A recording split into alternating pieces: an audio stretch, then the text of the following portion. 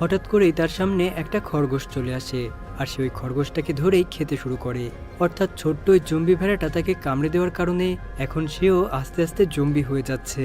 এদিকে হেনরিরা হঠাৎ করেই দূরে একটা ঘরে ধোঁয়া দেখতে পায়। ওই বাড়ির ভেতরে গেলে তারা দেখে সবকিছুই সেখানে এলোমেলো হয়ে পড়ে আছে, চুলায় থাকা খাবার থেকে ধোঁয়া উঠছে। আর ঠিক তখনই তাদের সামনে একটা ভেড়া চলে আসে, যেটা কিনা এখন জম্বি হয়ে গেছে। ভেড়াটা এসে তাদের তিনজনের উপর অ্যাটাক করে দেয়, কিন্তু কোনো মতে নিজেদের যান বাঁচিয়ে তারা সবাই অন্য একটা রুমে চলে যায়। তখনই হেন্সি সেখানে ওই বাড়ির মালিকের ডেড বডি দেখতে পায়, আর তারা বুঝে যায় ওই ভেড়াটাই গলায় কামড়ে দিয়ে তার মালিককে মেরে ফেলেছে। এদিকে ওই ইনফেক্টেড ভেড়াটা তখন দরজা ভেঙে ভেতরে ঢোকার চেষ্টা করতে থাকে। ম্যানেজার তার হাতে থাকা বন্দুক দিয়ে ভেড়াটাকে একটা গুলি করে, আর ভাবে এবার হয়তো ভেড়াটা তাদের পিছু ছেড়ে দিবে।